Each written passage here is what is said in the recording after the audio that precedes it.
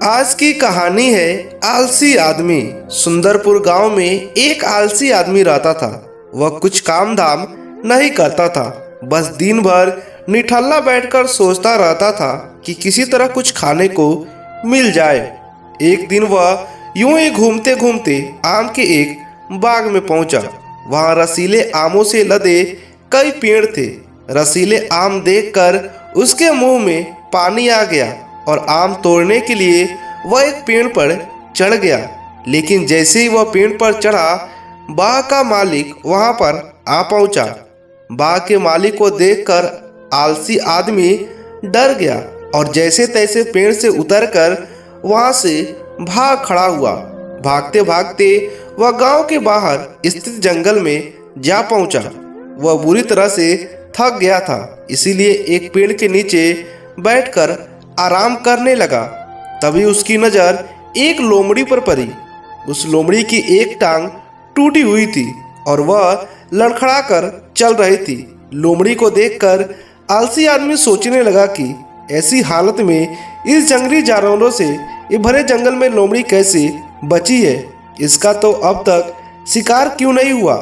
जिज्ञासा में वह एक पेड़ पर चढ़ गया और वहां बैठकर देखने लगा कि अब इस लोमड़ी के साथ आगे क्या होता है। कुछ ही पल बीते थे कि पूरा जंगल शेर की भयंकर दहाड़ से गूंज उठा, जिसे सुनकर सारे जानवर डरकर भागने लगे। लेकिन लोमड़ी अपनी टूटी टांग के साथ भाग नहीं सकती थी, वहीं पर बैठी रही। शेर लोमड़ी के पास आने लगा। आलसी आदमी ने सोचा कि अब शेर लोमड़ी को मारकर खा जाएगा, लेकिन आगे जो हुआ वह कुछ अजीब था।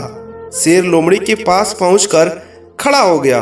उसके मुंह में मांस का एक टुकड़ा था, जिसे उसने लोमड़ी के सामने गिरा दिया। लोमड़ी इत्मीनान से मांस के उस टुकड़े को खाने लगी।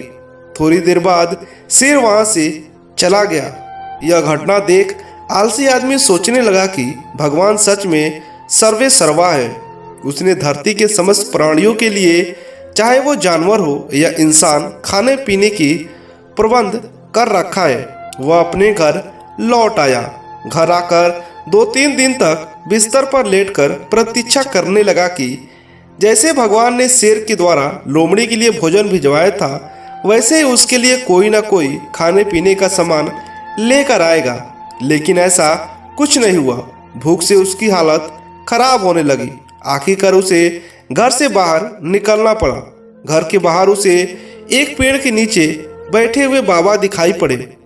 वह उनके पास गया और जंगल का सारा किस्सा सुनाते हुए बोला, बाबा जी, भगवान मेरे साथ ऐसा क्यों कर रहा है। उसके पास जानवरों के लिए भोजन का प्रबंध है, लेकिन इंसानों के लिए नहीं। बाबा ने उत्तर दिया, बेटा, ऐसी बात नहीं है। भगवान के पास सारे प्रबंध है, दूसरों की तरह तुम्हारे लिए भी। लेकिन बात यह है कि वो तुम्हें लोमड़ी नहीं, शेर बनाना चाहता है। इस पर वो आलसी आदमी काफी गौर कर किया।